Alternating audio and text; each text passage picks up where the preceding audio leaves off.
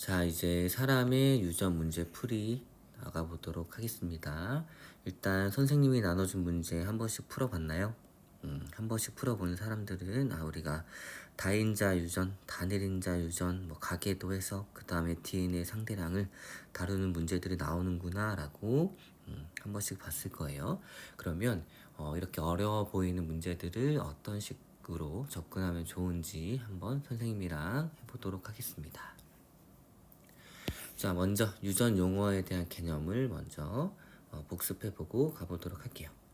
하나의 객체가 가지고 있는 대립 유전자의 조합을 나타내는 것으로 우성 유전자는 대문자로, 열성 유전자는 소문자로 나타내는 걸 그렇죠, 유전자형이라고 합니다. 그 다음 하나의 객체에서 겉으로 드러나는 형질을 뭐라 그래요? 이렇게 표현하기도 하는 거 그렇죠, 표현형입니다. 그 다음 한 형질을 나타내는 대립 유전자의 구성이 같은 객체, 라지알끼리, 그 다음에 라지 Y끼리 이렇게 같이 있는 걸 형태가 같으니까 동형접합이라고 하고, 다른 말로는 순종이라고도 합니다. 그 다음에 한 형질을 나타내는 대립 유전자의 구성이 다른 객체, 라지알, 스몰알 같이 있는 거 그렇죠, 서로 다르게 생겼죠. 그러니까 이형 접합이라고 합니다. 다른 말로는 잡종이라고 해요. 그 다음 이형 접합일 때 표현형을 발현시키는 유전자. 자, 얘가 둥근 완두의 유전자인 거고, 얘가 주름진 완두 유전자예요. 자, 둥글고 주름진 거. 둘 중에 뭐가 표현이 돼요? 그렇죠, 둥근 게 표현됩니다. 둥근 유전자와 그 다음에 주름진 유전자가 있는데도 둥근 게 표현이 됐죠. 이랬을 때 우리는 둥근 것을 우성이라고 합니다.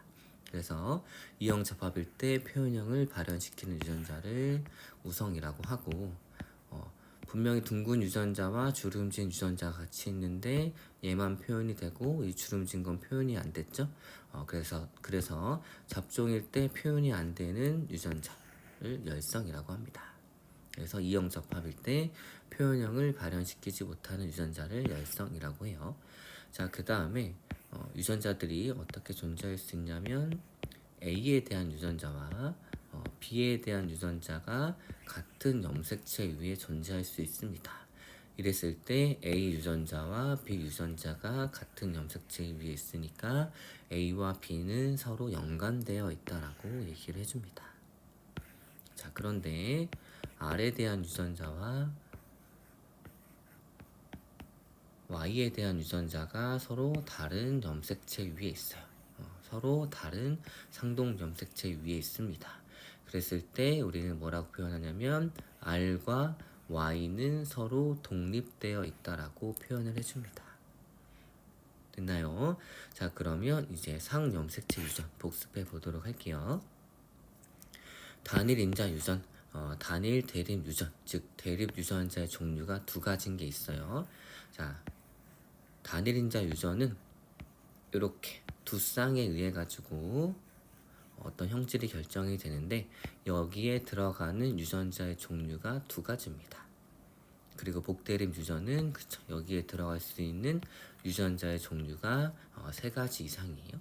자, 그 다음에 중간 유전은 뭐예요? 그렇죠, 유전자형에 따라서 다른 표현형이 나타나는 겁니다. 예를 들어서 요런 개체, 요런 개체, 요런 개체가 있어요. 됐나요? 그랬을 때 우리가 모양으로, 지금 완두의 모양으로 봤을 때 얘 둥근 거, 주름진 거 이렇게 나타냈죠.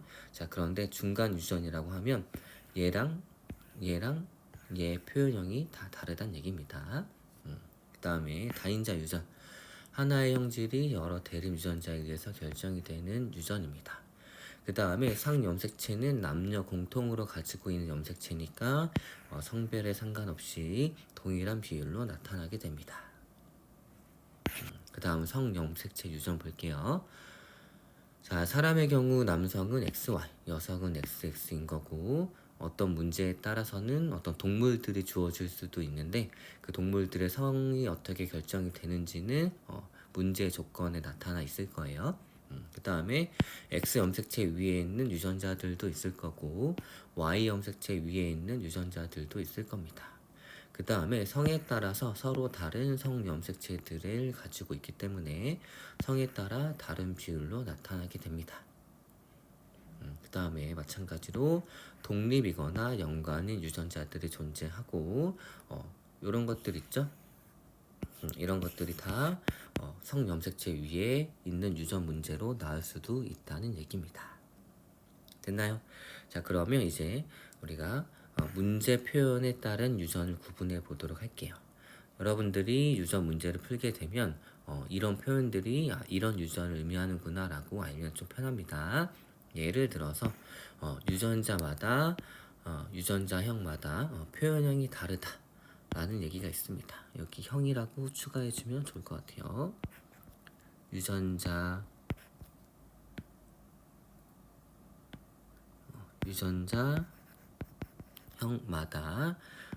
선생님이 요거 나누어 줄 때는 요거 수정해서 나누어 줄 텐데 수정이 안 되어 있는 경우에는 이렇게 수정해 주세요.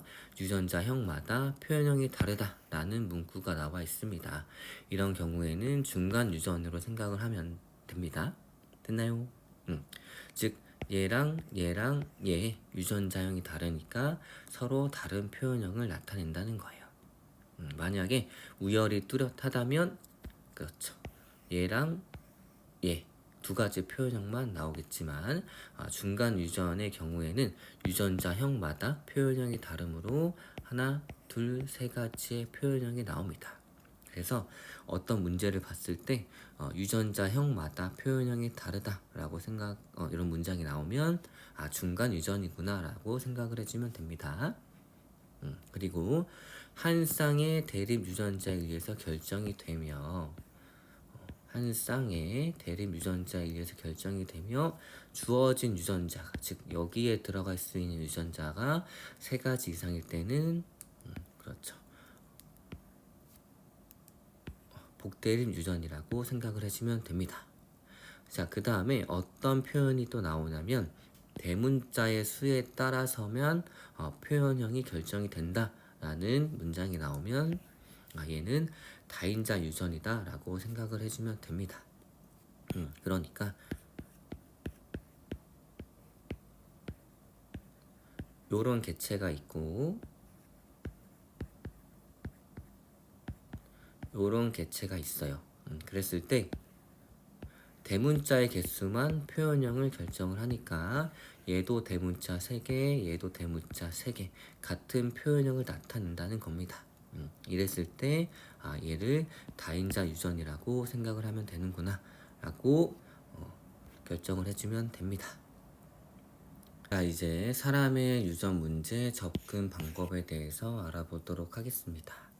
여기 나와 있는 표현 방법은 그냥 선생님이 표현하는 방법이니까 만약에 여러분들만의 편한 표현 방법이 있으면 그냥 그거를 써도 됩니다. 근데 선생님이 나눠준 해설지에는 이런 모습이 나타나 있는데 이런 모습이 어떤 걸 의미를 하는지 설명을 하는 거예요.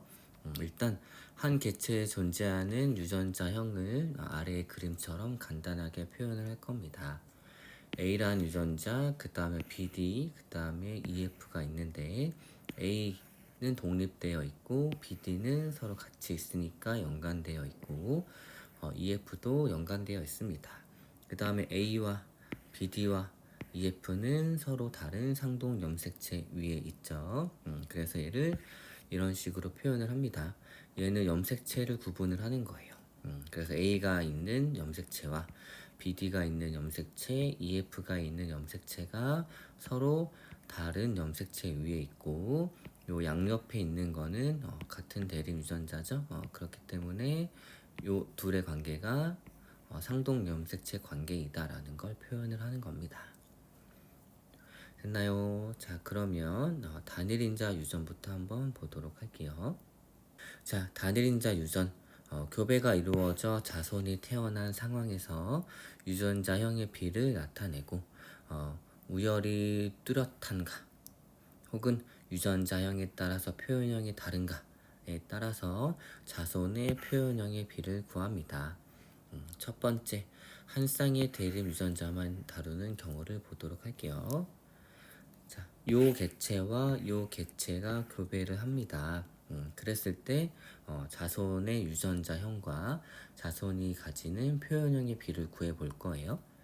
자, 요 개체에서 만들 수 있는 생식세포는 요거 혹은 요거가 들어가는 생식세포가 나오겠죠. 그 다음에 요 개체에서도 라지 A나 스몰 A나 둘 중에 하나가 들어가는 생식세포가 만들어질 겁니다.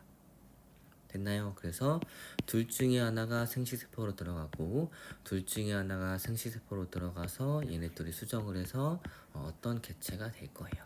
요 개체가 가질 수 있는 유전자형의 비와 그에 따른 표현형의 비를 알아볼 겁니다. 자, 그러면 얘를 간단하게 나타내면 이렇게 나타낼 수가 있어요.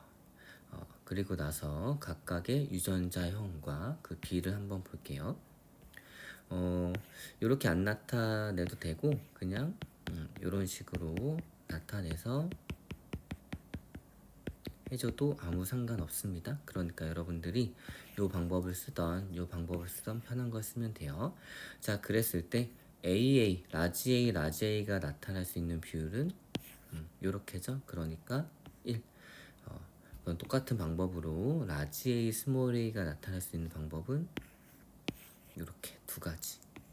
자, 그 다음에 스몰 A가 나타날 수 있는 방법은 그렇죠. 이렇게 한 가지가 나타나게 됩니다.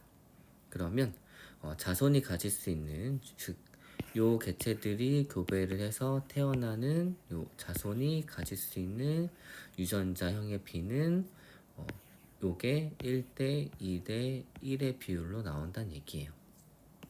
요거 그려도 똑같이 나옵니다.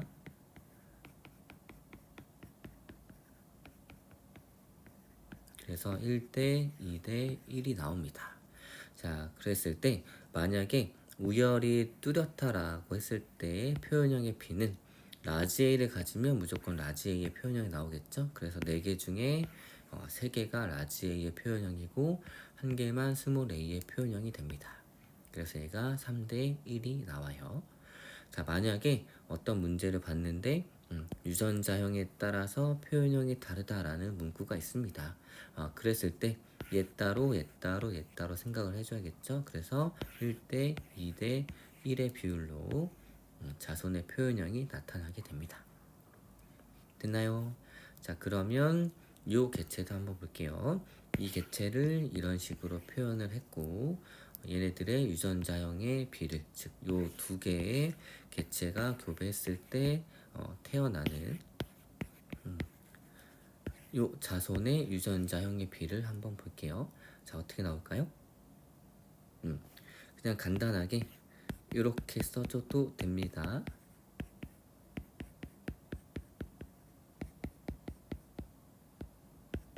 자, 그런데 어차피 우리는 확률을 구할 거기 때문에 얘를 굳이 2번 써줄 필요는 없겠죠? 왜냐면 얘한테 나올 수 있는 건 라지 A 하나밖에 없고 얘한테 나온 건 라지 A 스몰 A니까 그 다음에 이렇게 나와서 얘가 1대 1의 비율로 나올 거예요. 알겠나요? 자, 그래서 비를 일단 어떻게 쓸 거냐면 라지 A가 원래는 요거였죠. 그렇기 때문에 라지 A가 2개, 그 다음에 라지 A 스몰 A가 2개, 그 다음에 스몰 A가 0개여가지고 2대입니다. 유전 문제를 풀 때 바로 약분하는 것보다는 맨 마지막에만 약분해 주는 게 여러분들이 다시 검산할 때 편해요. 그래서 선생님도 그냥 바로 1대1로 안 쓰고 2대2로 쓴 겁니다. 알겠나요? 자, 그러면 우열이 뚜렷할 때 표현형의 비를 보도록 할게요. 그럼 얘가 라지 A의 표현형, 그럼 얘도 라지 A의 표현형이니까 라지 A의 표현형이 몇 개가 나와요? 그렇죠. 4개가 나와서 4개 중에 4개가 전부 다 라지 A의 표현형이니까 요 B는 1이 나오게 됩니다. 만약에 유전자형에 따라서 표현형의 B가 다르다. 그러면 얘네 둘의 유전자형이 다르니까 당연히 표현형도 다르겠죠. 그래서 2대 2, 그래서 나중에 1대 1 이런 식으로 약분해 줄 수 있어요. 알겠나요? 자, 그러면 얘를 한번 해보도록 할게요. 얘를 그대로 이렇게 나타냈을 때 얘가 줄 수 있는 건 라지 A밖에 없고 얘가 자손한테 줄 수 있는 건 스몰 A밖에 없으니까 태어나는 자손 전부는 얘가 나타나겠죠. 그래서 얘네들의 B가 0대 4대 0입니다. 그래서 우열이 뚜렷할 때 라지 A의 표현형이 전부 다 나오고, 만약에 유전자형에 따라서 표현형이 다르다라고 나타나면 라지 A 안 나오죠? 스몰 A 안 나오죠? 그래서 이 잡종의 즉 라지 A 스몰 A의 표현형만 한 종류만 나옵니다. 그래서 4개 중에 4개가 전부 다 얘의 표현형이니까 이렇게 1로 써줄 수 있어요. 됐나요? 얘는 좀 간단했죠? 자, 그러면 이제 두 쌍의 대립 유전자를 다루는 경우를 한번 보도록 할게요. 두 쌍 이상의 대립 유전자를 다루는 경우 보도록 하겠습니다. 연관된 유전자 중에 하나를 기준으로 유전자형을 나누고 그에 따라서 연관된 유전자의 유전자형을 작성해주면 됩니다. 이럴 때는 그냥 빠른 알파벳 기준으로 해주면 좀 편할 거예요. 왜냐하면 우리가 다루는 거는 이렇게 간단한 것도 다루지만 이런 식으로 여러 개 유전자가 같이 나오는데 또 이렇게 하나의 염색체 위에 동시에 존재하는 연관된 유전자들도 다루기 때문에 요 사각형을 다 그리기에는 아마 칸이 모자랄 수도 있어서 이런 식으로 표현을 해보는 거예요. 물론 칸이 나타나고 여러분 칸이 좀 여유가 있고 여러분들이 2개의 사각형을 그릴 수 있으면 이 방법을 당연히 써도 됩니다. 그러면 요 개체와 요 개체가 서로 교배를 할 거예요. 그럼 요 개체를 간단하게 이렇게 표현을 해주고 요 개체를 간단하게 이렇게 표현을 해줍니다. 그리고 얘랑 얘가 서로 독립이니까 얘에 대한 것 따로 그 다음에 얘에 대한 것 따로 이렇게 작성을 해주면 돼요. 일단 위에 거부터 한번 보도록 할게요. 요렇게 교배를 했을 때 태어날 수 있는 자손의 유전자형은 얘가 1, 그 다음에 얘가 2, 그 다음 얘가 1이 나타나게 됩니다. 요렇게 수정해서 나올 수 있죠? 그쵸? 그 다음에 요렇게 수정해서 나올 수 있는 경우가 몇 가지? 그렇죠. 얘랑 얘 혹은 얘랑 얘 이렇게 해가지고 2가지가 나올 수가 있어요. 그 다음에 모두 다 열성인 게 얘랑 수정해서 나올 수 있는 게 이렇게 있습니다. 됐나요? 자, 마찬가지로 얘도 이렇게 표현을 해주면 되는데 얘를 봤을 때는 얘랑 얘 했을 때 이렇게 나오고 그 다음에 요렇게 나올 수 있고 그 다음에 이렇게 나올 수 있습니다. 그래서 얘네들이 얘가 하나 그 다음에 얘가 하나 이렇게 나타낼 때가 있어요. 나타난다는 얘기입니다. 그래서 이렇게 구하고 나서 이후 유전자형의 B와 표현형의 B를 우열이 뚜렷할 때와 유전자형에 따라서 표현형이 다를 때 비율을 구해주면 됩니다. 알겠나요? 다시 한번 얘기하지만 요거는 선생님이 문제 풀이할 때 쓰는 방법이고 요 사각형, 퍼넷 사각형이라고 하는데 요 사각형을 구하는 게 편한 사람은 요렇게 해도 아무 문제 없어요. 알겠나요? 이 유전 풀이는 굉장히 다양하고 그렇기 때문에 여러분들이 편한 풀이를 선택해서 풀어주면 됩니다. 자, 그러면 이제 복대립 유전에 대해서 한번 알아보도록 하겠습니다. 복대립 유전이 뭐라 그랬죠? 한 쌍의 대립 유전자에 의해서 어떤 형질이 결정이 되는데 요 유전자 자리에 들어갈 수 있는 유전자의 종류가 그렇죠. 3가지 이상일 때를 복대립 유전이라고 합니다. 그래서 유전자가 3가지 이상이 나올 거예요. 자, 그러면 우리가 해야 될 건 무엇이냐면 요 3가지 이상의 유전자들로 만들 수 있는 유전자형의 종류를 빠르게 그 다음에 그 유전자형의 종류에 따른 표현형도 빠르게 생각해 줘야 된다는 얘기입니다. 그런데 요 3개를 머릿속으로 동시에 생각하기엔 좀 어려워요. 그래서 우리는 요 삼각형을 그려볼 겁니다. 자, 복대립 유전의 경우 앞에 그림처럼 이렇게 유전 염색체가 유전자 위에 있으면 이런 식으로 먼저 나타내고 그 다음에 문제에 따라서 우열 관계를 파악을 한 뒤에 표현형의 비를 구하면 됩니다. 자, 그리고 공우성이 아닌, 즉 혈액형 같은 경우에는 A랑 B랑 있으면 둘 다 나타나죠. 얘네들의 관계를 공우성이라고 하는데 이 경우가 아니고 우열 관계가 분명할 때, 즉 대립 유전자들 사이에 우열이 분명하게 나누어져 있는 경우 이 표현형을 나타내는 삼각형을 쓰게 되면 여러분들이 요 세 가지 유전자가 자손한테 유전이 됐을 때 이 자손이 가질 수 있는 유전자의 종류와 표현형의 종류를 빠르게 나타낼 수 있다는 얘기예요.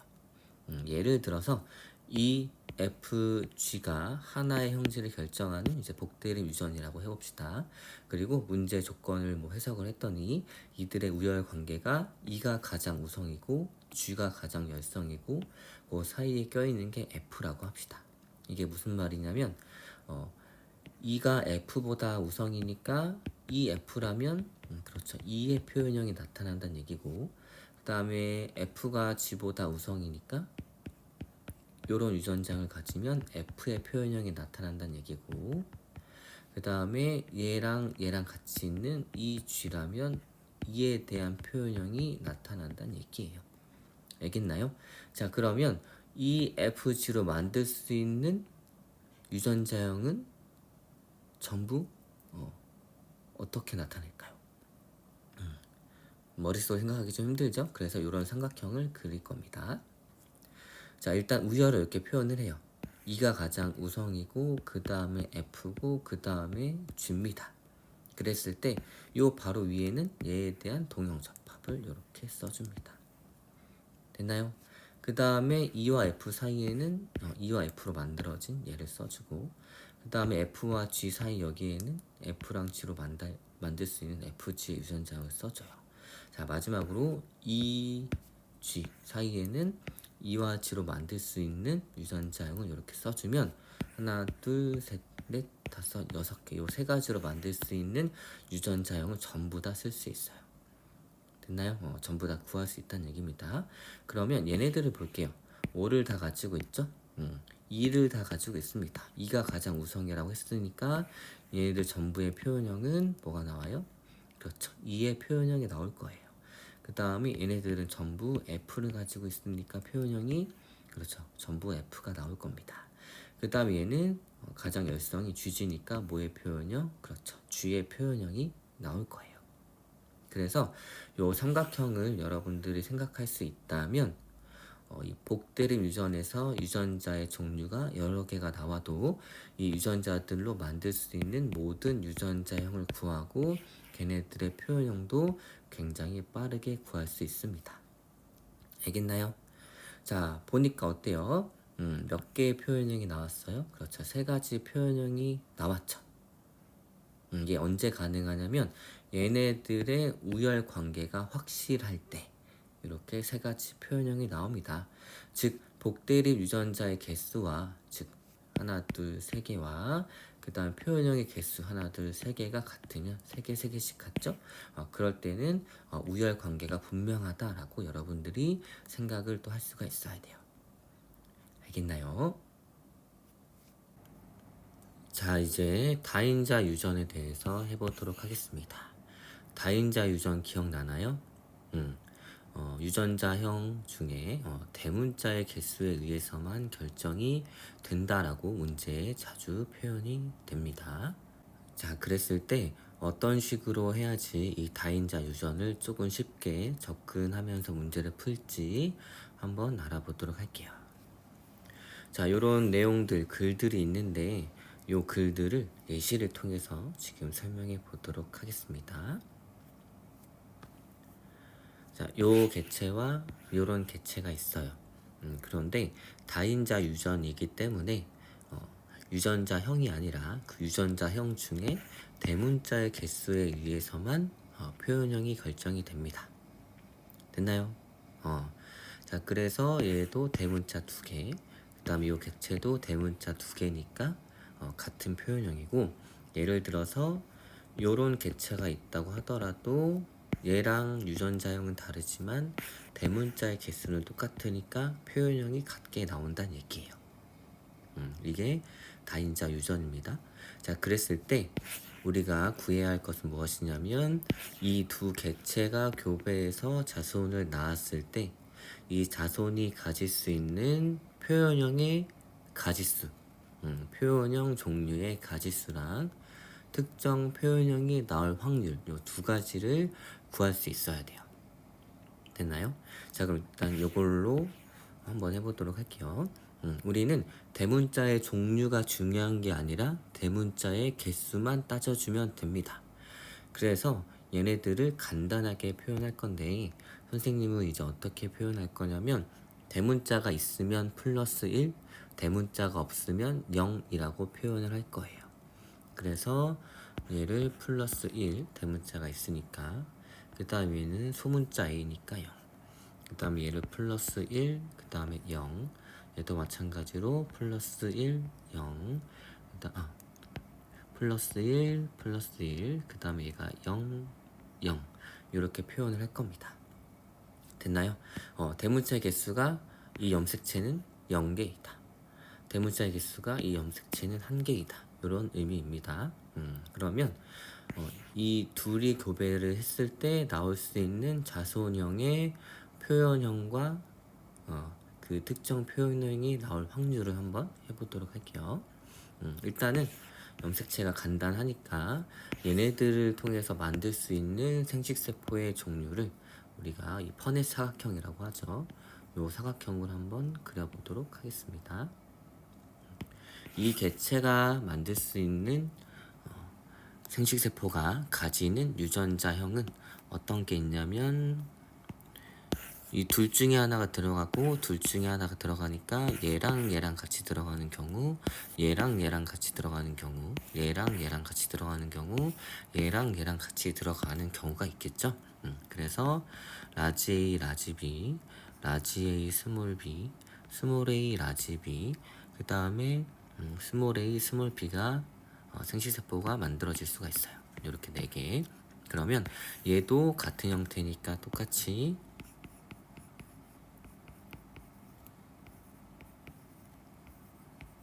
이런 식의 생식세포가 만들어질 수 있겠죠. 자, 그러면 교배를 시켜가지고 자손의 유전자형을 볼 건데 우리는 유전자형이 중요한 게 아니라 대문자의 개수가 몇 개인가가 중요하죠. 그러니까 대문자의 개수만 세주면 됩니다. 자, 요 생식세포가 가질 수 있는 대문자의 개수는 그렇죠. 플러스 2, 얘는 플러스 1, 플러스 1, 그 다음에 0, 그 다음에 플러스 2, 플러스 1, 플러스 1, 0입니다. 그러면 얘랑 얘랑 수정하면 대문자가 몇 개 나와요? 그렇죠. 플러스 4, 얘는 플러스 3, 플러스 3, 그 다음에 플러스 2입니다. 그 다음에 얘랑 얘랑 수정하게 되면 대문자가 2개 한 개 더해지니까 플러스 3, 플러스 2, 그 다음에 플러스 2, 그 다음 플러스 1, 그 다음에 요 아래 줄도 채워보면 3, 2, 2, 그 다음에 1 이렇게 나올 거고 얘는 플러스 2, 플러스 1, 플러스 1, 그 다음에 0 나올 거예요. 그러면 요 자손이 가질 수 있는 표현형의 가지수는 대문자의 종류를 세주면 되니까 몇 개인지 하나, 둘, 셋, 넷, 5종류의 표현형이 나옵니다. 그 다음에 이 둘이 교배했을 때 대문자가 4개가 있는 자손이 태어날 확률은 16개 중에 1개니까 16분의 1이에요. 그리고 대문자가 없는 자손, 모두 다 소문자만 가질 확률도 16분의 1입니다. 됐나요? 그래서 한 개, 4개, 6개, 4개, 1개 이렇게 나옵니다. 자, 뭐를 그리고 있죠? 그렇죠. 전기분포를 또 그리고 있는 걸 확인할 수 있어요. 됐나요? 그래서 우리가 보통 뭘 많이 물어보냐면 어떤 개체가 교배했을 때 나오는 요 자손의 자손이 가질 수 있는 최대 표현형의 가지수 종류, 그러니까 표현형이 몇 종류가 최대로 나올 수 있는가 요거랑 특정 표현형이 나올 확률을 물어봅니다. 여기서 대문자를 2개 가질 확률이 태어나는 자손은 확률이 몇이에요? 그렇죠. 16분의 하나, 둘, 셋, 넷, 다섯, 6개니까 요렇게 구할 수 있어야 된다는 얘기예요. 좀 이해됐나요? 그래서 우리는 대문자의 개수를 플러스만 했고 얘한테 만들어질 수 있는 생식세포, 얘한테 만들어질 수 있는 생식세포를 대문자의 개수로만 이렇게 구분을 하고 얘를 그려주면 됩니다. 어때요? 염색체가 요거밖에 안 나오니까 16칸 정도는 충분히 그릴 수 있겠죠. 근데 이제 문제는 뭐예요? 이렇게 간단하게 안 나올 때입니다. 여러분 만약에 염색체가 몇 쌍이 나오냐면 요렇게 자 3쌍이 나온다고 해봅시다. 그럼 요 개체랑 요 개체랑 교배를 했을 때 표현형은 몇 가지가 나올까요? 최대? 그 다음에 특정 표현형이 날 확률은 몇 분의 몇일까요? 를 구하기 위해서 얘를 그리게 되면 뭐예요? 이 개체에서 나올 수 있는 생식세포의 종류는 몇 종류예요? 유전자형을 구분했을 때 여기서 둘 중에 하나, 여기서 둘 중에 하나, 여기서 둘 중에 하나니까 8가지입니다. 그러니까 여기다가 8개 생식세포 그리고 여기다 8개 생식세포 그려서 64개를 다 그린 다음에 일일이 다 세줄 수가 없겠죠. 그래서 지금부터 선생님이 이해만 하면 요 다인자 유전을 좀 쉽게 접근할 수 있는 풀이 방법을 알려주도록 하겠습니다. 물론 요 풀이 방법 선생님이 만든 건 아니고 선생님도 여기저기 공부하면서 알게 된 풀이 방법인데 여러분들한테 소개해주면 좋을 것 같아서 이 방법을 소개해주는 거예요. 그러면 일단 염색체 3쌍 말고 요 2쌍을 가지고 먼저 해보도록 하겠습니다. 자, 얘를 간단히 나타내면 어떤 식으로 나타낼 수 있냐면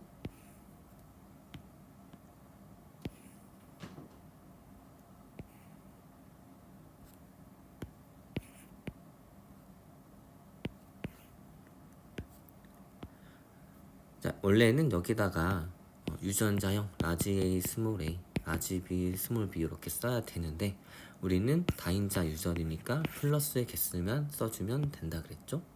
그래요. 그래서 플러스 1, 0, 그 다음에 플러스 1,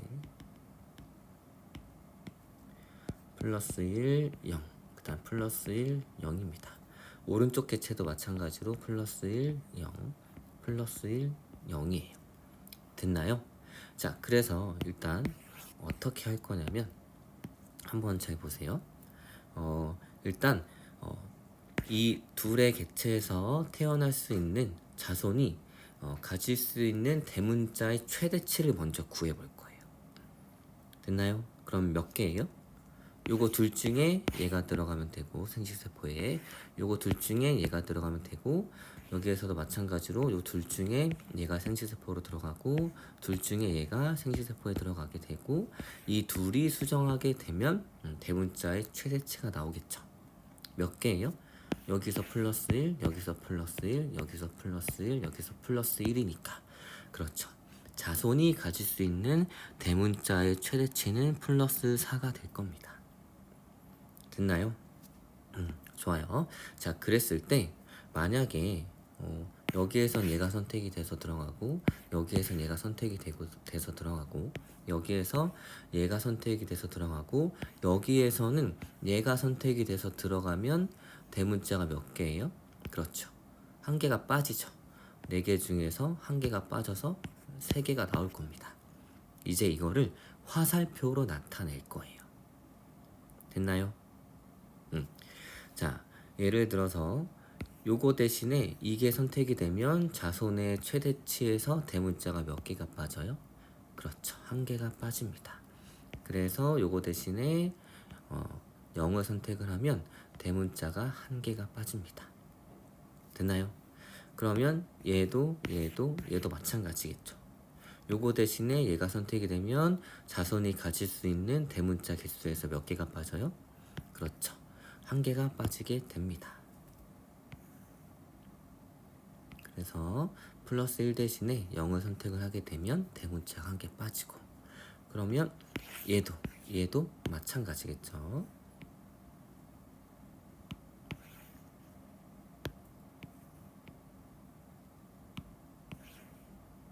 됐나요? 그러면 마이너스 1의 화살표가 몇 개가 있어요?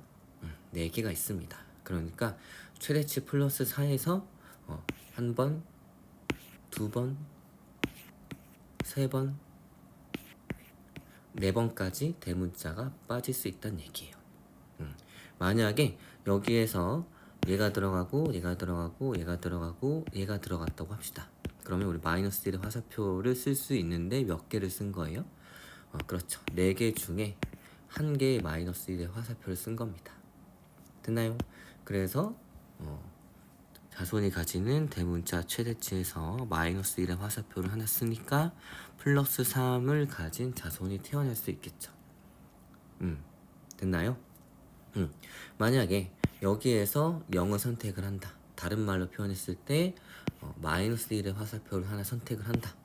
그 다음 여기에서는 마이너스 1의 화살표를 선택하지 않고 플러스 1, 플러스 1, 플러스 1이 자손한테 들어가면 그렇죠. 플러스 3이 나오겠죠.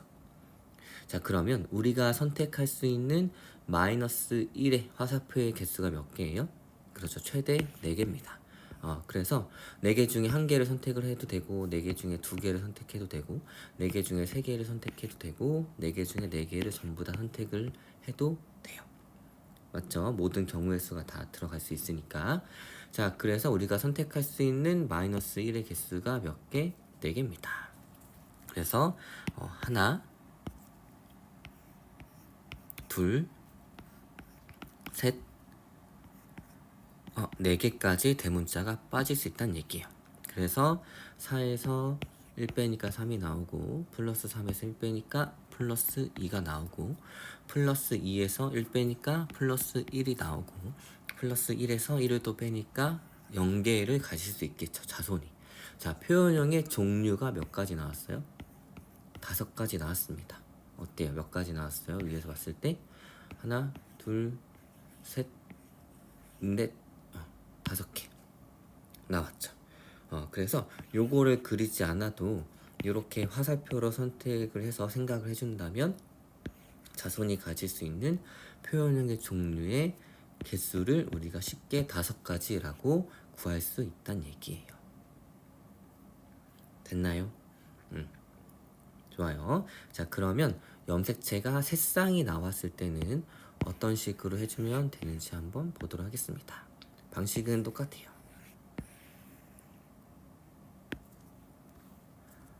자, 요런 두 개체가 있습니다.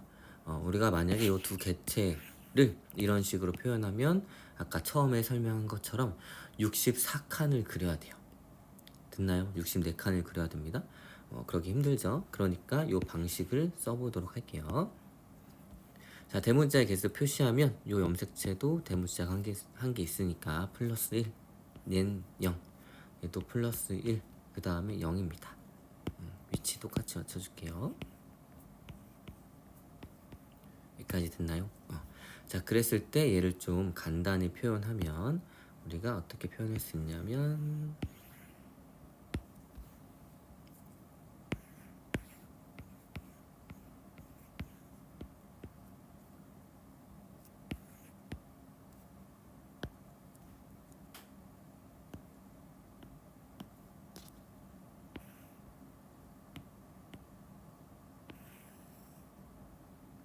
간단히 한번 표현해 볼게요.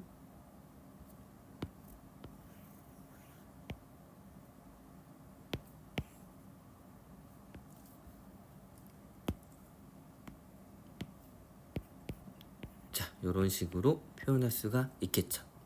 됐나요? 그 다음에 우리가 요 마이너스 1의 화살표도 보게 되면 자손한테 얘가 들어가면 원래 대문자가 한 개가 추가로 들어갈 텐데 얘 대신에 얘가 들어가면 똑같은 이유로 대문자가 자손이 가질 수 있는 것에서 한 개가 빠지겠죠. 그러니까 얘도 마이너스 1의 화살표를 가지게 됩니다.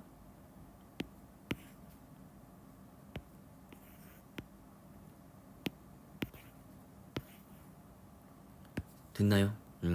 자, 그럼 처음에 선생님이 플러스 4 어떻게 나왔죠? 이 자손이 가질 수 있는 대문자의 최대치라고 했어요. 자, 그러면 이 객체에서 얘가 들어가고 얘가 들어가고 얘가 들어가고 생식세포로 마찬가지로 이 객체에서 얘랑 얘랑 얘가 생식세포로 들어가게 되면 최대 몇? 그렇죠. 플러스 6을 가질 수 있습니다. 됐나요? 자, 플러스 6인데 화살표가 몇 개냐면 하나, 둘, 셋, 넷, 다섯, 여섯 개의 마이너스 1의 화살표가 있어요. 우리가 6개를 전부 다 써도 되고 6개 중에 1개만 써도 되고 6개 중에 2개만 써도 되고 6개 중에 3개만 써도 되고 이렇게 됩니다. 요거랑 같은 거예요. 대신에 뭐만 그렇죠. 마이너스 1의 화살표의 개수만 증가한 겁니다.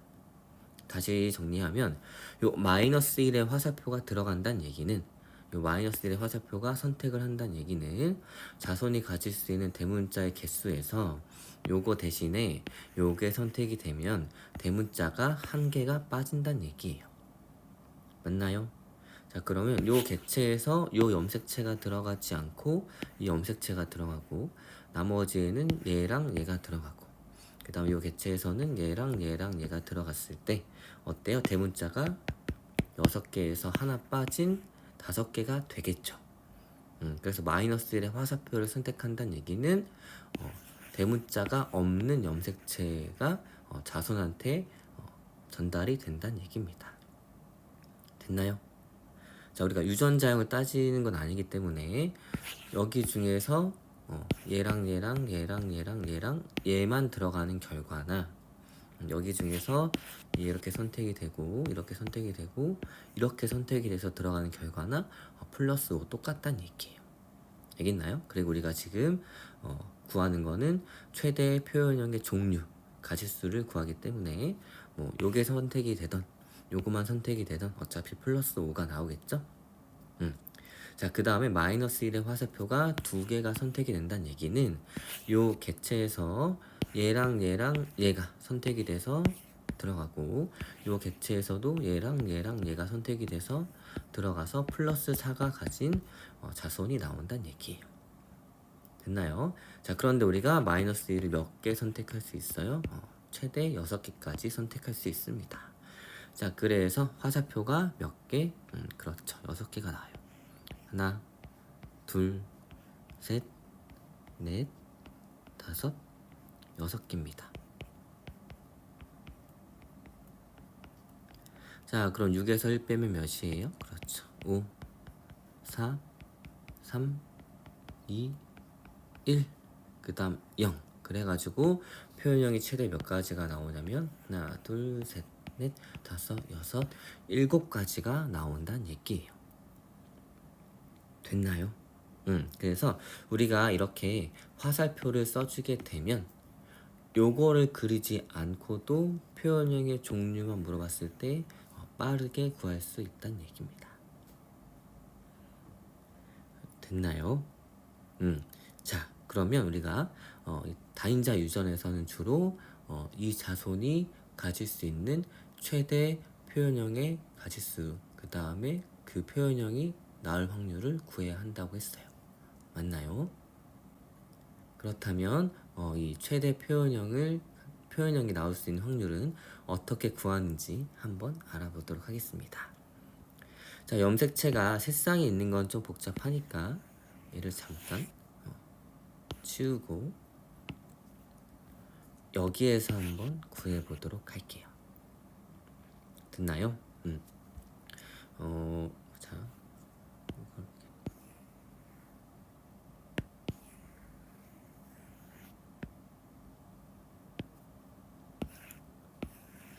자, 요 염색체 구성을 간단히 표현했을 때 요런 모습이 된다고 했죠. 자, 그랬을 때 우리가 이 화살표를 통해 가지고 표현형이 최대 몇 가지가 나오는지는 구했습니다. 그러면 예를 들어서 이 자손 요 두 객체가 교배했을 때 자손이 대문자가 3개가 가질 확률 대문자 3개를 가질 확률은 이렇게 물어봤을 때 물론 요 그림을 그려가지고 구할 수도 있겠지만 우리는 이렇게 단순한 형태가 아닌 이렇게 세 쌍이 나올 때도 있고, 혹은 하나의 염색체 위에 A랑 B가 연관이 되는 이런 복잡한 경우들도 있기 때문에 이 화살표 풀이로 접근을 해보는 거예요. 알겠나요? 그러면 우리가 나올 확률을 한번 구해보도록 하겠습니다.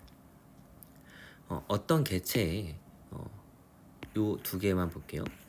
요 두 상동 염색체 중에 얘가 생시세포로 들어갈 확률은 몇 분의 몇이에요? 그렇죠.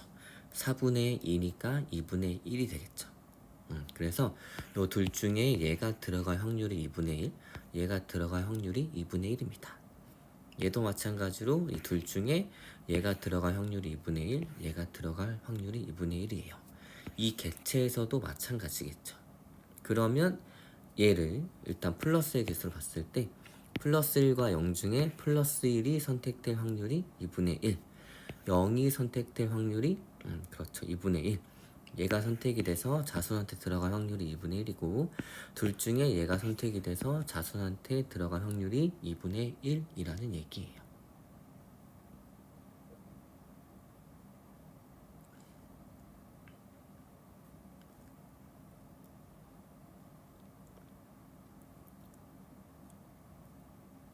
됐나요? 그럼 얘도 마찬가지겠죠?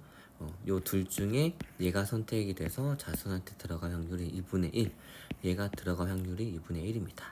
여기에서도 마찬가지일 거예요. 됐나요?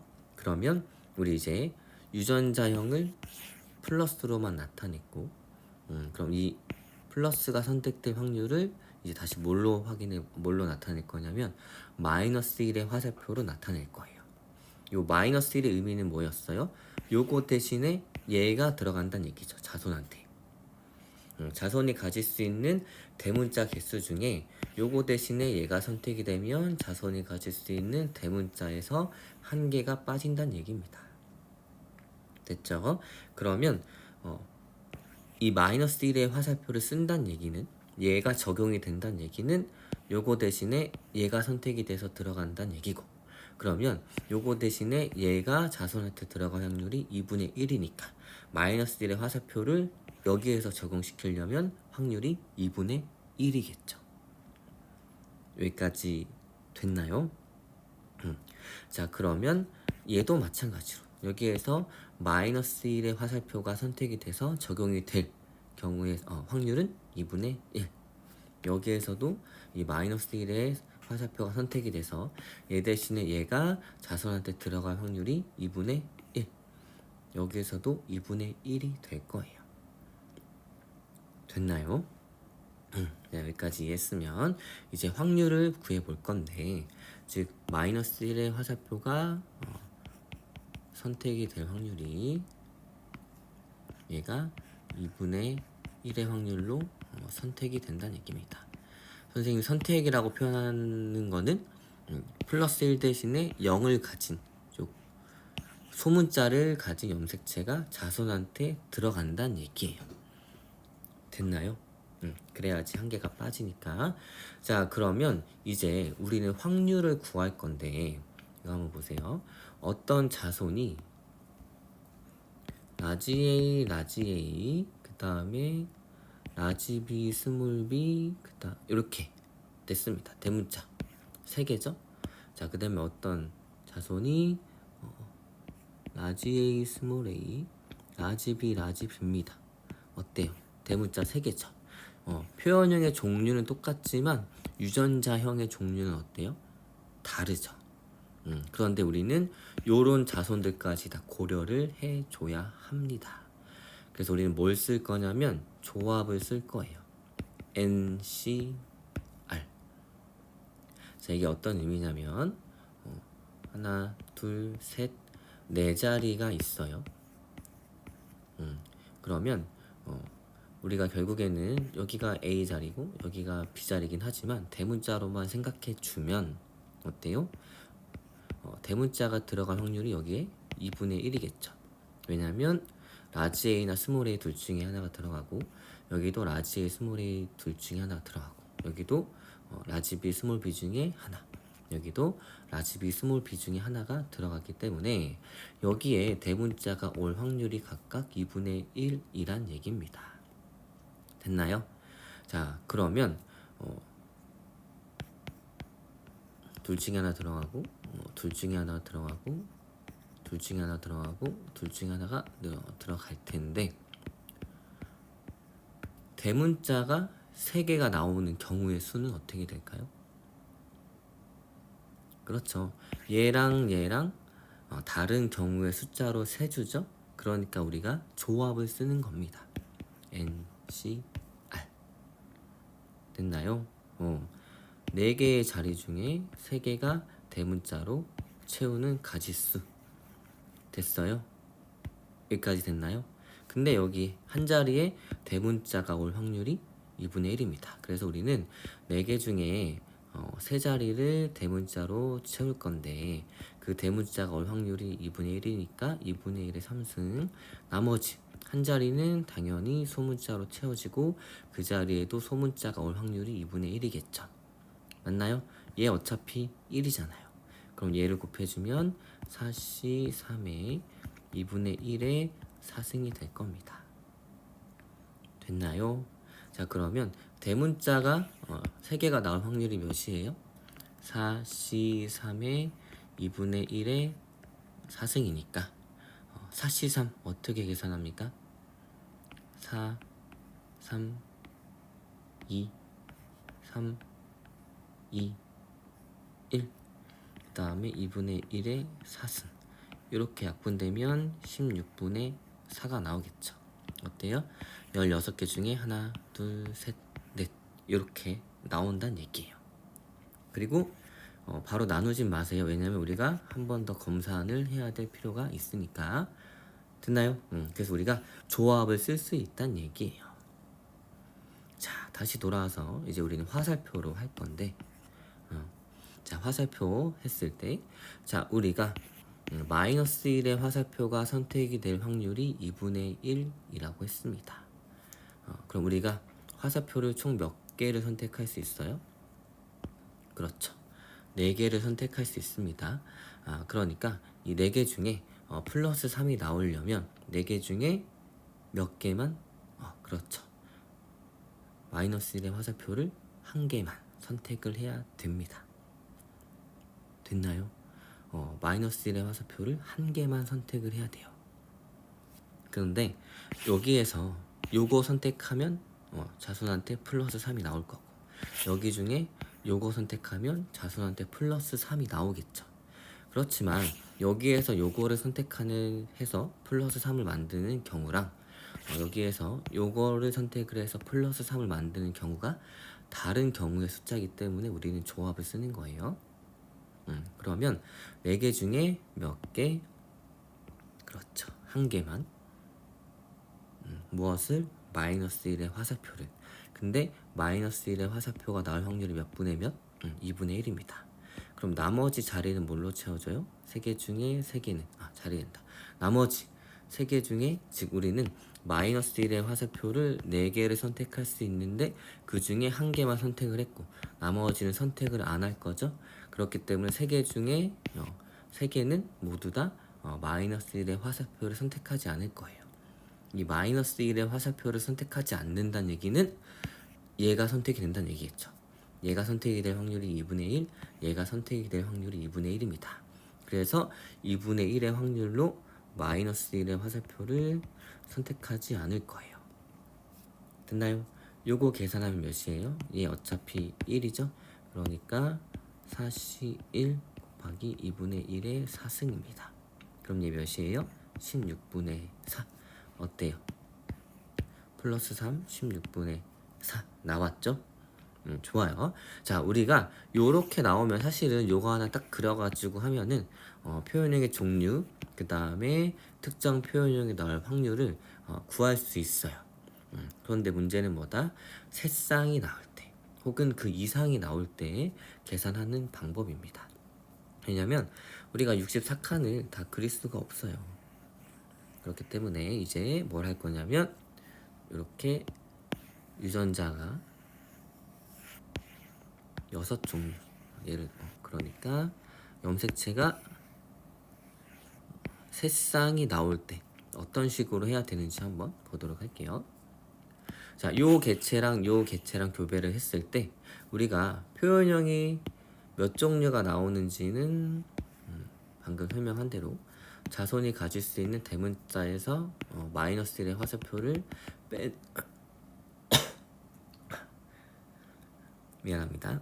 마이너스 1의 화살표를 이렇게 뺄 수 있는 경우를 다 생각해주면 7가지가 나온다라고 확인을 했어요. 자, 그러면 플러스 5가 나올 확률을 구해봅시다. 어떻게 할까요? 64칸 다 그릴 거예요. 다 못 그리겠죠. 그래서 우리는 방금 요거 구했을 때 하는 것처럼 해볼 거예요. 자, 그러면 우리가 선택할 수 있는 마이너스 1의 화살표의 개수가 몇 개예요? 그렇죠. 6개입니다. 됐나요? 그러면 플러스 5가 나오려면 요 6개의 화살표 중에 몇 개? 한 개만 선택을 하면 돼요. 됐나요? 자, 그러면 여기에서 요게 선택이 되고 나머지 이것들이 선택이 되는 경우, 즉 여기에서 마이너스의 화살표가 여기만 선택이 되고 나머지가 선택이 안 되는 경우랑 여기에서 그 다음에 여기에서는 마이너스 1의 화살표가 선택이 안 되고 여기에서만 선택이 되는 경우는 자손이 가질 수 있는 대문자의 개수는 5개로 똑같지만 이 두 경우가 다른 거죠. 그러니까 경우의 숫자는 다르기 때문에 조합을 써주는 거예요. 우리가 6개의 화살표 중에 몇 개를, 그렇죠, 한 개를 선택을 해서 플러스 5를 만들 겁니다. 그런데 이 마이너스 1의 화살표가 선택이 될 확률이, 그렇죠, 2분의 1이라고 했죠.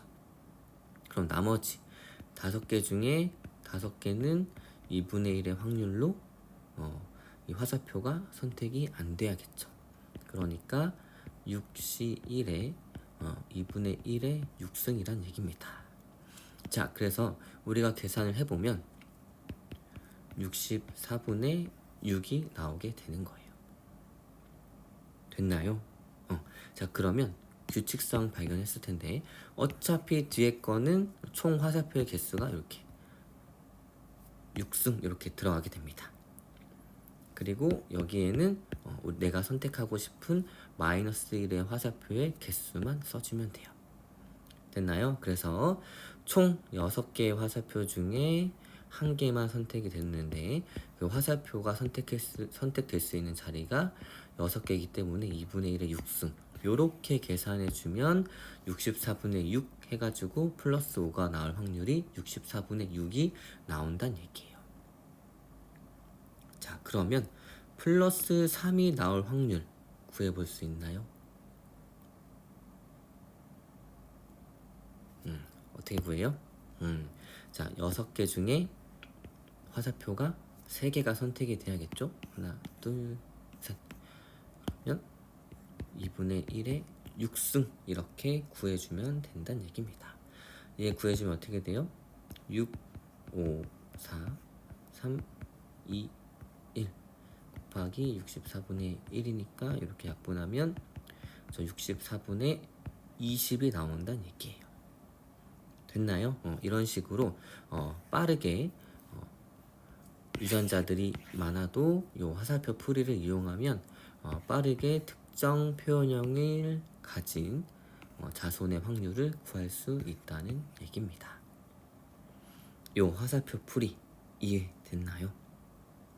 그러면 이제 우리가 이 유전자들이 다 독립이 되어 있을 때만 봤어요. 그럼 이제 연관이 되어 있을 땐 어떻게 하냐? 요거를 한번 해봐야겠죠. 자, 요런 애들이 있습니다.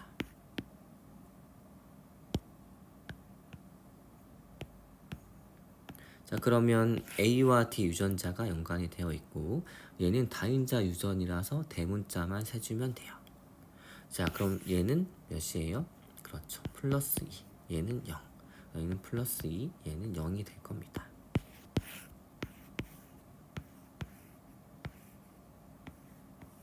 됐나요? 얘를 간단하게 나타내면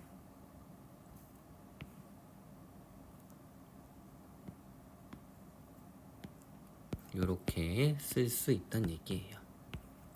자, 여기서 나올 수 있는 자손이 가질 수 있는 표현형의 최대 가지수는 몇 가지일까요? 물론 얘는 간단하니까 플러스 2, 0, 플러스 2, 0 쓰고 플러스 4, 플러스 2, 플러스 2, 0 이렇게 해가지고 얘네들이 하나, 둘, 세 종류가 나온다 이렇게 확인할 수 있습니다. 그렇지만 화살표 풀이를 하게 되면 요거 대신에 요게 선택이 되면 자손이 가질 수 있는 대문자에서 두 개가 빠지는 거죠.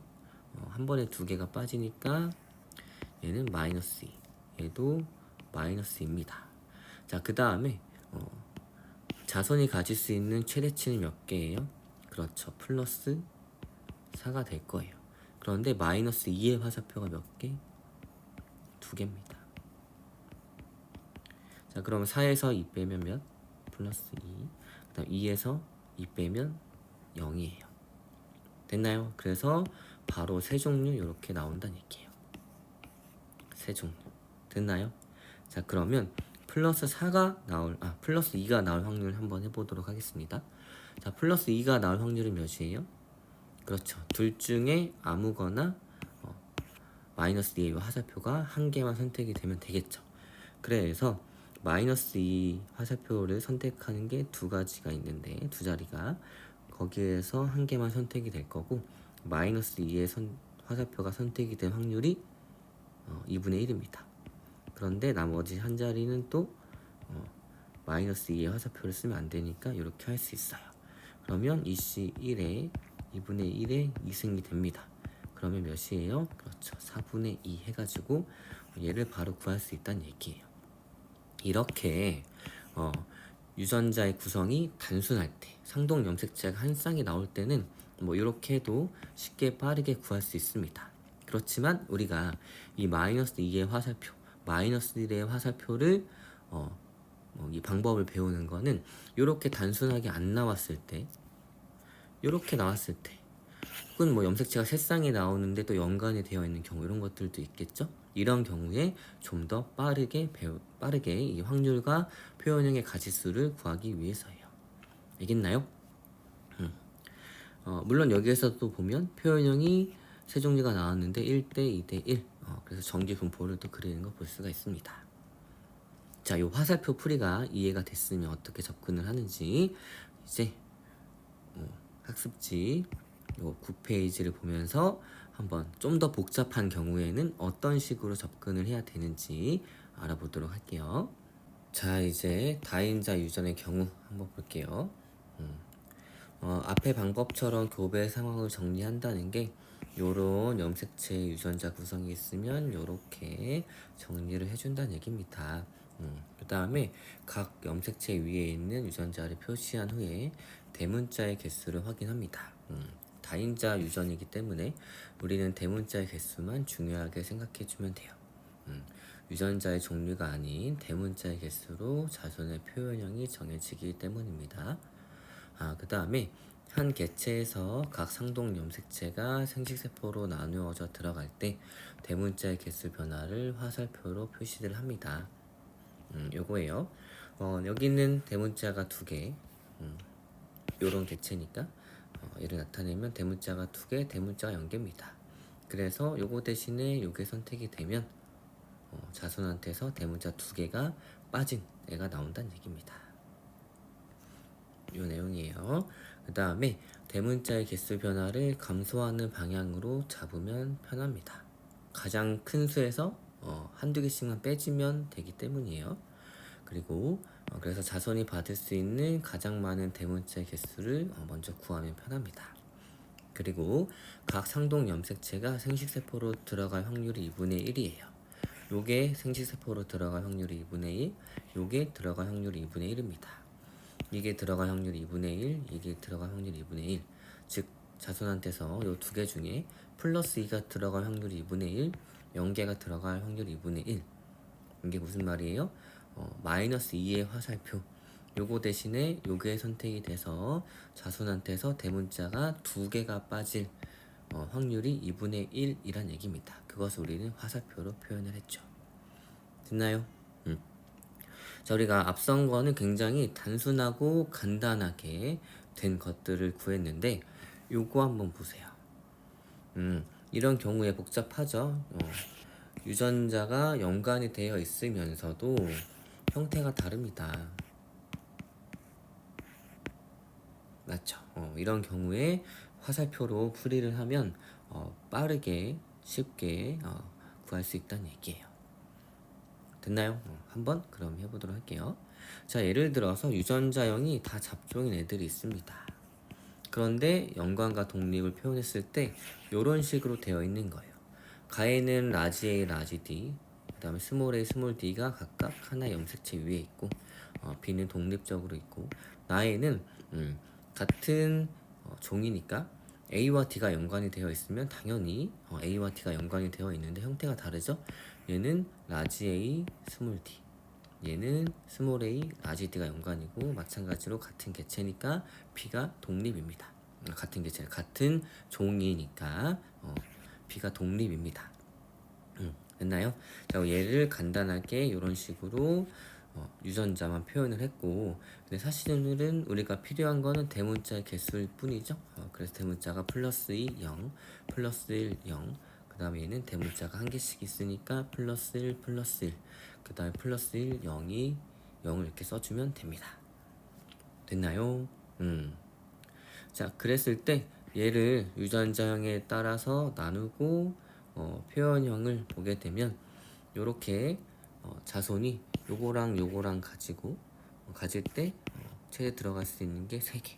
얘는 자손의 표현형이에요. 그래서 얘네들이 1대 1대 1대 1로 나오니까 자손형의 표현형은 대문자가 3개, 대문자가 3개, 그다음 대문자가 1개, 대문자가 1개라서 플러스 3, 플러스 3, 플러스 1, 플러스 1입니다.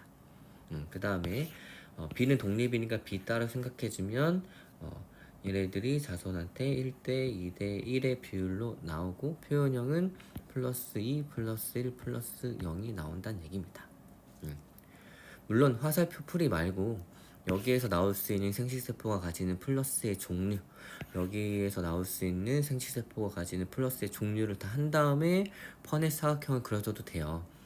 얘랑 얘랑 들어가면 플러스 3이고 얘랑 얘랑 들어가면 플러스 2고 얘랑 얘랑 들어가면 플러스 1이고 그 다음에 얘랑 얘랑 들어가면 플러스 0이고 그 다음에 여기에서 보게 되면 얘랑 얘랑 들어가면 플러스 2고 얘랑 얘랑 들어가면 플러스 1이고 얘랑 얘랑 들어가면 플러스 2고 얘랑 얘랑 들어가면 플러스 1이고 다 더해가지고 구해줘도 된다는 얘기입니다. 그럼 결국에는 16개를 다 그려야겠죠? 그런데 이 화살표 풀이를 하면 좀 간단하게 구할 수 있다는 얘기예요. 알겠나요? 자, 그러면 일단 표현형의 가지수를 보도록 하겠습니다. 좀 전에 설명했을 때는 어때요? 화살표 종류가 한 개씩밖에 없었어요. 플러스 2 또는 마이너스 2 또는 플러스 1 하나밖에 없었습니다. 한 종류밖에. 그런데 여기에는 어때요? 화살표 종류가 2가지가 나왔으니까 이 화살표 2종류를 동시에 표현을 해야겠죠.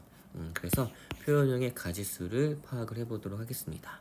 우선 첫 번째로 자손이 받을 수 있는 가장 많은 대문자의 개수를 구해봅니다. 여기에서는 플러스 2가 들어가고 여기에서는 플러스 1이 들어가서 플러스 3, 그 다음에 여기에서는 플러스 1이 들어가고 여기에서는 플러스 1이 들어가서 가에서는 플러스 3을 가진 생식세포, 나에서는 플러스 2를 가진 생식세포가 수정이 됐을 때 최대치가 플러스 5가 나오겠죠. 그러면 플러스 5를 시작점으로 해서 화살표가 2개니까 이렇게 사각형을 그려줍니다. 됐나요? 자, 그래서 위에 그림을 보게 되면 마이너스 2의 화살표가 하나, 그 다음에 마이너스 1의 화살표가 2개고 얘는 어차피 플러스 플러스이기 때문에 양쪽에 뭘 선택해도 자손한테 들어가는 대문자의 개수가 변하지 않아서 화살표를 따로 그리지 않았어요. 됐나요? 정리하면 마이너스 2의 화살표가 1개, 그 다음에 마이너스 1의 화살표가 2개입니다.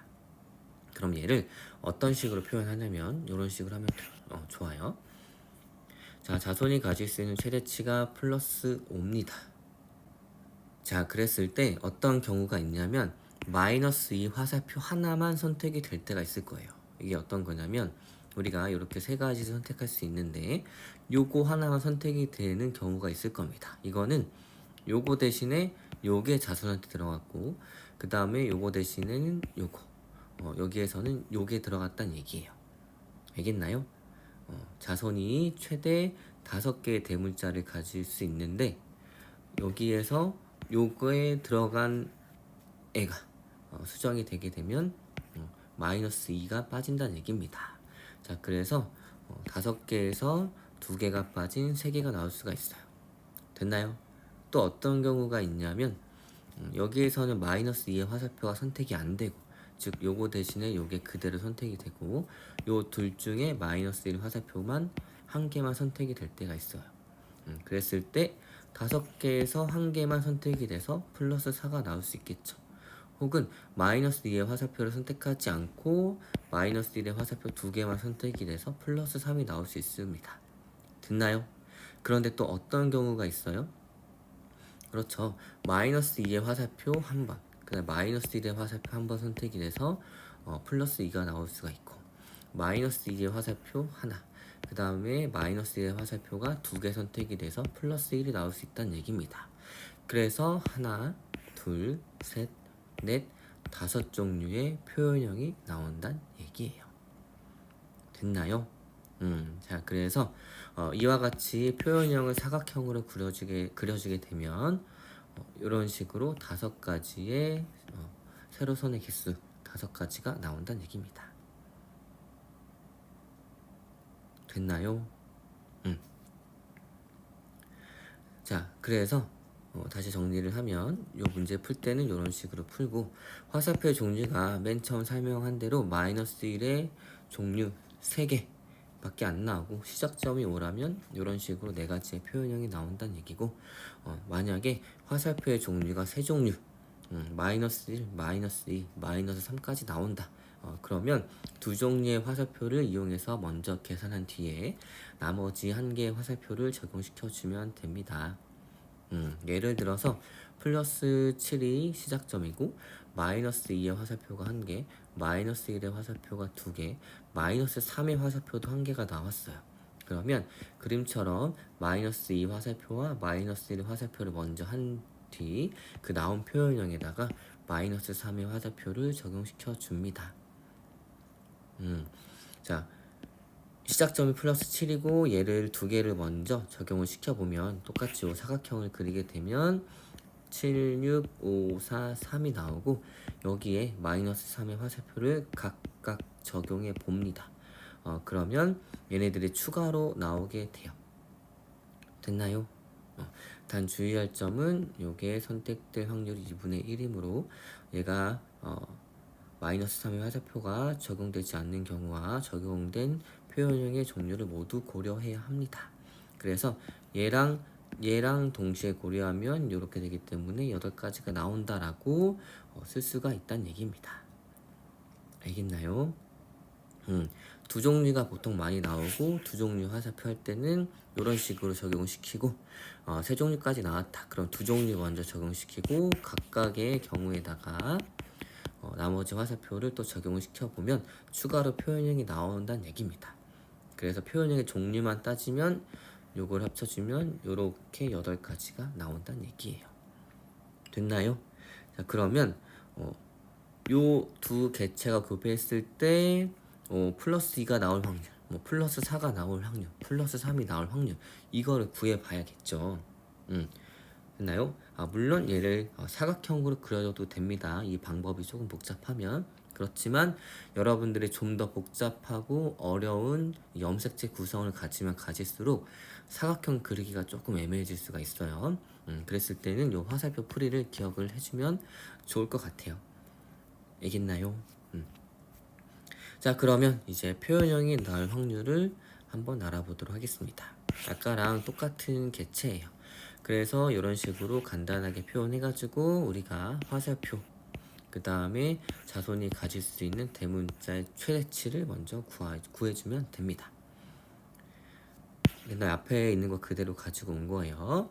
자, 그러면 위에서 마이너스 2의 화살표는 한 개인데 이 마이너스 2의 화살표를 선택할 확률이 몇 분의 몇이에요? 그렇죠. 요거 둘 중에 요거를 선택할 확률이니까 2분의 1이겠죠. 자, 그래서 마이너스 2의 화살표를 선택할 확률이 2분의 1입니다. 그 다음에 위 그림에서 마이너스 1의 화살표가 몇 개예요? 두 개입니다. 그런데 마이너스 1의 화살표를 선택할 확률이 요 두 개 중에 하나를 선택하는 거니까 2분의 1입니다. 됐나요? 자, 그러면 예를 들어서 플러스 4가 나올 확률을 구해보도록 하겠습니다. 자, 플러스 4가 나오려면 마이너스 2가 선택이 되면 돼요, 안 돼요? 그렇지, 안 됩니다. 마이너스 1의 화살표 한 개만 선택이 돼야 돼요. 자, 그래서 표현형이 4가 나오기 위해서는 시작점인 5에서 하나가 빠져서 플러스 4가 돼야 됩니다. 그래서 마이너스 1의 화살표 2개, 마이너스 1의 화살표 1개에서 마이너스 1의 화살표 1개, 마이너스 2의 화살표는 0개가 선택이 돼야 됩니다. 그리고 각 화살표가 선택이 될 확률은 2분의 1이에요. 그러면 마이너스 1이 마이너스 1의 화살표 2개의 자리 중에 하나는 마이너스 1의 화살표로 채우고 나머지 하나의 자리, 요 2개의 자리 중에 한 자리만 마이너스 1의 화살표로 채우고 나머지 한 자리는 마이너스 1의 화살표로 채우지 않을 확률이 이렇게 나옵니다.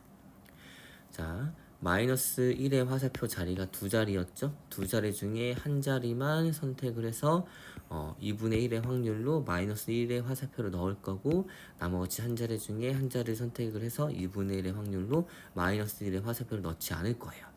얘는 어차피 1이니까 2C1에 2분의 1의 2승이라서 4분의 2가 나오게 됩니다. 됐나요? 자, 그 다음에 나머지 마이너스 2의 화살표는 채우면 돼야 안 돼요? 안 됩니다. 그렇기 때문에 근데 우리가 마이너스 2의 화살표가 들어갈 자리가 한 자리예요. 그럼 요 한 자리에 2분의 1의 확률로 마이너스 2의 화살표를 선택을 안 하겠죠. 됐나요? 요 자리에 마이너스 2의 화살표가 들어갈 확률이 2분의 1, 그럼 안 들어갈 확률도 2분의 1이라는 얘기입니다.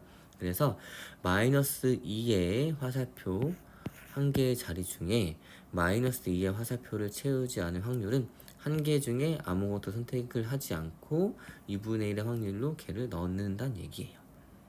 됐죠? 그럼 얘는 어차피 1이니까 2분의 1이 나옵니다. 그 다음에 이 두 경우를 모두 고려해야 하고 얘네 둘이 서로 독립되어 있잖아요. 그러니까 독립 사건이니까 곱하기를 해줍니다. 그래서 4분의 2 곱하기 2분의 1 해서 8분의 2가 나오게 되는 거예요. 자, 얘 8분의 2가 나오는지 얘를 이용해서 사각형을 한번 그려보도록 하겠습니다.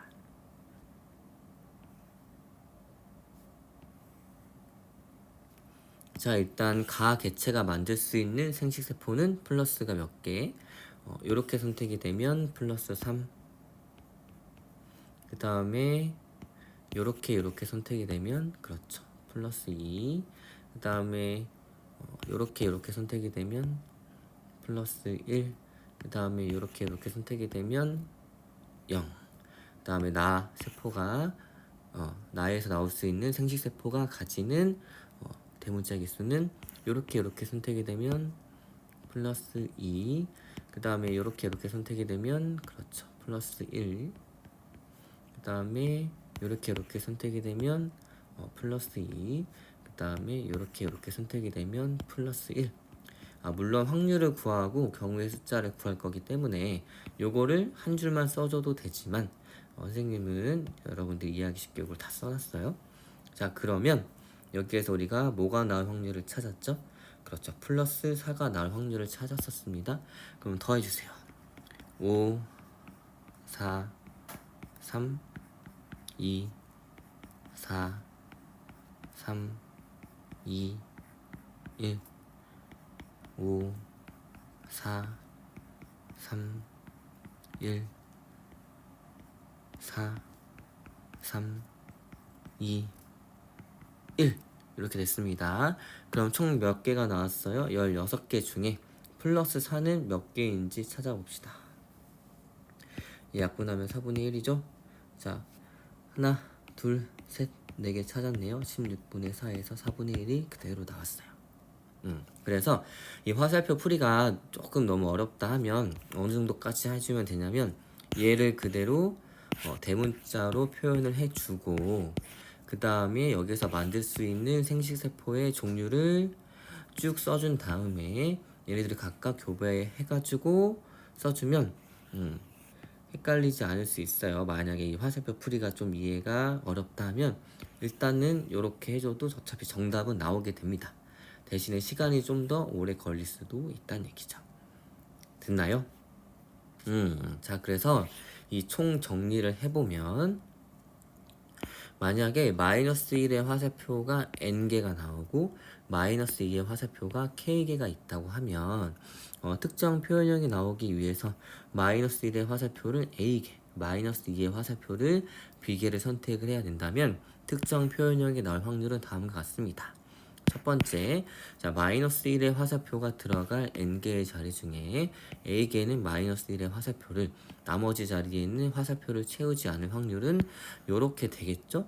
근데 어차피 1이고 요거 이렇게 해주면 n이 나옵니다. 그래서 n c a 2분의 1의 n승을 구해주면 되고 그 다음에 마이너스 2의 화살표가 들어갈 자리가 k개 그 중에 b개는 마이너스 2의 화살표를 나머지 자리는 화살표를 채우지 않을 확률은 똑같이 이렇게 해주면 이렇게 됩니다. 그러므로 특정 표현형이 나올 확률은 요거랑 요거랑 곱해줘서 해주면 돼요. 알겠나요? 다인자 유전 이런 식으로 화살표를 접근하면 조금 편하게 할 수 있어요. 자, 이 화살표 풀이가 조금 어렵다 하면 이런 식으로 접근하고 근데 조금 더 복잡하거나 많은 유전자 수가 나올 때는 요거를 다 64개를 쓸 수가 없으니까 이런 식으로 해주게 되면 좀 더 빠르게 구할 수 있다는 얘기입니다. 알겠나요? 그래서 선생님이 나눠준 해설지 보게 되면 요런 식으로도 구해놓고 요런 식으로도 최대한 써서 두 개를 같이 써놨으니까 너무 걱정하진 말아요. 됐나요? 자, 그러면 기억하면 좋을 잡종 사이에서의 표현형과 그 비율에 대해서 알아보도록 하겠습니다. 일단 양성 잡종의 교배인데 양성 잡종은 무엇이냐면 두 가지 모두 다 잡종이란 뜻이에요. 자, 그 다음에 상인은 이렇게 하나의 염색체 위에 있는데 대문자는 대문자끼리 연관이 되어 있는 것을 상인이라고 합니다. 자, 그럼 얘를 간단하게 이렇게 나타내고 다인자 유전이니까 대문자의 숫자만 이렇게 써줍니다. 그 다음에 상반은 무엇이냐면 두 개의 유전자가 연관은 되어 있어요. 같은 염색체 위에 있는데 대문자, 소문자, 대문자끼리 서로 반대되는 애들끼리 같이 있는 것을 상반이라고 하고 그래서 얘네들 보통 상반 연관이라고 표현할 때가 있어요. 아무튼 얘를 간단하게 표현하고 우리는 대문자의 개수만 필요하니까 이렇게 써주면 됩니다. 자, 그러면 예를 들어서 요 개체랑 똑같은 구성을 가진 애랑 교배를 시켰을 때 어떤 자손이 어떻게 나오는지 보도록 할게요.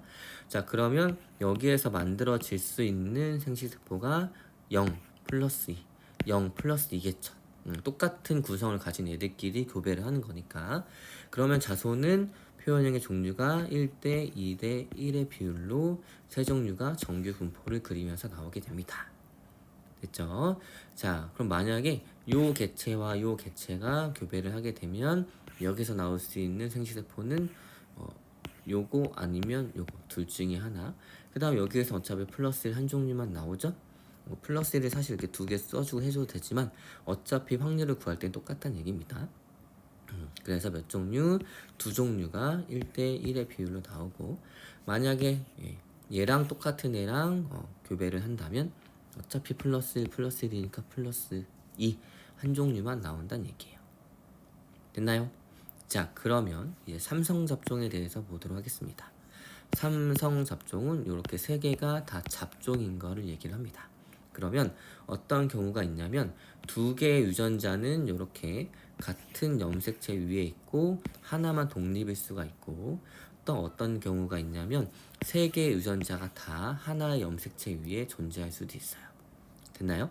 자, 그러면 일단은 두 개의 유전자가 하나의 염색체 위에 있고 나머지 한 개는 다른 염색체 위에 있을 때, 즉 두 개만 이렇게 있고 하나는 이렇게 독립적일 때를 한번 보도록 하겠습니다.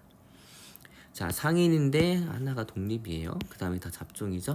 자, 상인이란 얘기는 이렇게 하나의 염색체 위에 있는 유전자들이 대문자끼리 혹은 소문자끼리 같이 있다는 얘기입니다. 얘를 간단히 표현하면 이렇게 될 거고, 얘를 또 대문자 개수만 세주면 이렇게 될 거예요. 자, 그 다음에 이렇게 될 수도 있겠죠. 그러면 얘를 간단하게, 그 다음에 얘를 더 대문자 개수로만 간단하게 표현하면 이렇게 될 겁니다. 됐나요? 그러면 1번 개체에서 만들어질 수 있는 생식세포는 요거랑 요거랑 같이 들어가는 거. 즉 요렇게, 그 다음에 요렇게, 이렇게 들어갈 때 생식세포가 생길 수가 있겠죠. 그래서 1번 개체가 만들 수 있는 생식세포의 종류는 이렇게 됩니다. 그러면 만약에 1번과 똑같은 유전적 구성을 가진 애들을 교배를 시킬 거예요. 그러면 이렇게 돼서 이런 자손들이 나올 수 있다는 얘기입니다. 7종류인 거고 1, 2, 3, 4 이렇게 떨어지니까 어때요? 비율이? 그렇죠. 정규 분포를 그리는 걸 볼 수가 있어요. 다인자 유전의 특징이 정규 분포를 그린다 그랬죠? 표현형이. 자, 그러면 이제 요 개체랑 교배를 시킬 겁니다. 여기서 나올 수 있는 생식세포의 종류는 이렇게 될 거고, 여기에서 나올 수 있는 건 이렇게 나오니까 결국에는 플러스 1과 플러스 2 두 종류밖에 안 나와요. 그래서 이런 식으로 나오게 돼서 표현형은 5종류가 나오고 이 비율로 나타나게 됩니다. 그 다음에 이렇게 얘랑 똑같은 애랑 교배를 시킬 때는 그렇죠. 이런 생식세포가 나오고 이런 자손이 나오니까 표현형은 3종류이고 1대 2대 1의 비율로 나오게 됩니다. 됐나요? 자, 그러면 만약에 3개가 다 잡종인데 3개의 유전자가 하나의 염색체 위에 있는 3연관일 때를 보도록 하겠습니다. 어떤 종류가 있냐면 대문자, 그 다음에 소문자끼리 이렇게 연관이 되어 있을 수도 있고요. 그 다음에 어떤 경우가 있냐면 이렇게 연관이 되어 있는 경우가 있을 수 있겠죠. 근데 우리는 뭐만 따지면 돼요? 대문자의 개수만 따지면 된다는 얘기입니다. 자, 그랬을 때 대문자의 개수는 이 경우에는 3, 0. 그 다음에 요 경우를 다 따지면 어차피 요거밖에 안 나온다는 얘기예요. 예를 들어서 요런 경우라면 요렇게 나타내고 요렇게 나타내서 결국에는 요렇게 된다는 얘기입니다. 됐죠? 그럼 마찬가지로 1과 1을 교배시키면 0, 3, 6이 나와서 2대 1대 1 정규분포를 그리고 1과 2를 교배시키면 이렇게 다 4종류가 나오면서 1대 1대 1대 1. 그 다음에 2와 2를 교배시키면 이런 애들이 나와서 2대 1대 1의 정규분포를 그린다는 얘기입니다. 이런 것들을 눈에 잘 익혀두면은 나중에 문제를 풀 때 금방 감을 잡을 수 있어요. 알겠죠? 그래서 한 번씩 소개해 주는 거고. 자, 그래서 좀 정리를 하면 자손에게서 나타날 수 있는 표현형의 가지수, 독립 연관 여부 또는 유전자에 상관없이 어떻게 나타나냐면 표현형의 비가 이렇게 나타납니다. 이렇게 나타나요. 그러면 어때요? 다인자 유전이므로 자손의 표현형이 정규 분포를 그리는 것들이 있는 걸 볼 수가 있습니다. 됐나요? 좋아요. 자, 그러면 다인자 유전을 했으면 이제 가계도로 넘어가 보도록 하겠습니다. 가계도 넘어가기 전에 만약에 어떤 애들이 있냐면 다인자 유전과 단일인자 유전이 연관되어 있는 경우가 있어요. 좀 더 어렵게 복잡하게 문제가 나오면 그때는 뭐를 기준으로 하는 게 편하냐면 단일인자 유전부터 계산하면 편한데 요거는 문제를 풀면서 한번 설명을 해주도록 할게요. 됐나요? 자, 그럼 이제 가계도 보도록 하겠습니다. 자, 가계도 해석할 때 이런 것들을 잘 기억해가지고 하면 여러분들이 이 복잡한 가계도를 차근차근 해결할 수 있습니다.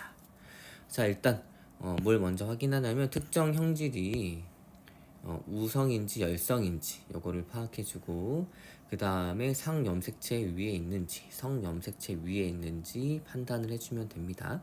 그 다음에 부모의 표현형이 같을 때 부모의 표현형과 다른 표현형이 나왔다면 그 형질이 열성 형질이겠죠. 왜냐하면 부모가 둥근 형질, 둥근 형질이에요.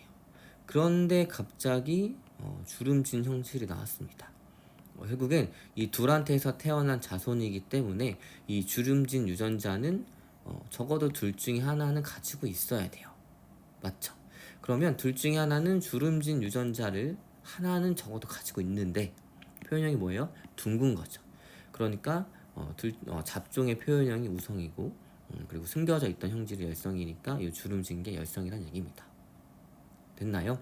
그래서 부모의 표현형이 같을 때 부모의 표현형과 다른 표현이 나왔다면 그 표현형은 부모한테서 숨겨져 있는데 표현이 안 된 거니까 열성이란 얘기예요. 됐나요? 자, 그 다음에 뭐 먼저 파악하면 편하냐면 동형 접합자, 그 다음에 X염색체 유전인 경우에는 남성. 왜냐면 이 남성은 X염색체를 몇 개만 가져요? 한 개만 가집니다. 그러니까 이 X염색체를 한 개만 가지니까 이 유전자형을 그대로 표현형으로 나타내게 됩니다. 그 다음에 동형 접합자인 여성으로부터 얻을 수 있는 정보가 많아요. 그 다음 E형 접합자를 찾은 경우 E형 접합자의 표현형이 우성입니다. 그 다음에 남성과 여성에서 동시에 나타나는 경우에는 당연히 Y염색체 유전이 아닌데 대부분의 이성 염색체 유전은 거의 다 X염색체 유전으로 나오기는 합니다. 자, 그 다음 X염색체 유전이라면 자, 우성의 아버지에게서 열성의 딸이 나올 수 없습니다. 왜냐하면 이 딸은 아버지한테서 X염색체를 무조건 하나를 받아야 되는데 그 아버지가 X염색체의 우성 유전자를 가지고 있기 때문이에요. 그렇기 때문에 우성의 아버지에게서 태어난 딸은 모두 우성입니다. 따라서 우성의 아버지에게서 만약에 열성의 딸이 나오면 얘는 그렇죠. X염색체 연관이 아니라 상염색체 연관입니다. 물론 이거는 항상 기억하고 있어야 돼요. Y염색체 연관이 아닐 때. 됐나요? 물론 대부분 X염색체로 나오긴 합니다. 자, 열성의 어머니에게서 우성의 아들이 나올 수 없습니다. 엄마가 열성이란 얘기는 X염색체 위에 다 열성 유전자만 가지고 아들은 X염색체를 엄마한테서만 받기 때문에 어때요? 열성 유전자만 나옵니다. 그래서 열성의 어머니에게서 태어난 아들은 모두 열성입니다. 만약에 그래서 열성의 어머니에게서 우성의 아들이 나왔다면 얘는 X염색체 연관 유전이 아닙니다. 그래서 상염색체 연관 유전이구나 라고 여러분들이 알면 되고 그 다음에 보통 자손으로부터 부모를 찾아가면 유전자형을 찾기가 편합니다. 그 다음에 상염색체 유전인 경우에는 열성 동형 접합인 개체부터 그 다음에 X염색체 연관인 경우에는 유전자형이 확실한 남자부터 찾으면 편리합니다. 그 다음에 ABO식 혈액형 우리 계속 나와요. 알겠죠? ABO식 혈액형은 부모 자녀 두 명인 부모 자녀 두 명인 4인의 가족 혈액형이 다 다르다라는 경우에는 이 두 가지 가계도 중에 하나밖에 없습니다. 요 두 가지 중에 하나예요. 그래서 요거 통으로 외워두면 이런 조건이 나왔을 때 바로 요 두 개 가계도를 그려서 문제의 조건에 맞는 가계도를 선택을 해서 문제를 풀기에 좋아요. 그러니까 요거는 암기해두면 나중에 유전 문제 풀 때 굉장히 편합니다. 자, AB형과 O형 사이에서는 얘네들이 나오죠. 그 다음에 AO와 BO 사이에서는 얘네들이 나옵니다. 그래서 부모 포함 자녀 이렇게 4인 가족의 혈액형이 다 다르다라고 나오면 요 둘 중에 하나니까 요 두 개는 외워두면 편합니다. 됐나요? 자, 그러면 이 사람의 유전을 어떤 식으로 접근해야지 좀 편한지에 대해서 좀 길게 설명을 했습니다. 그럼 이제 본격적으로 문제를 풀 거니까 문제 선생님이 풀이하기 전에 꼭 지금 화면에 보이는 거 잠깐 멈춰놓고 풀고 오세요.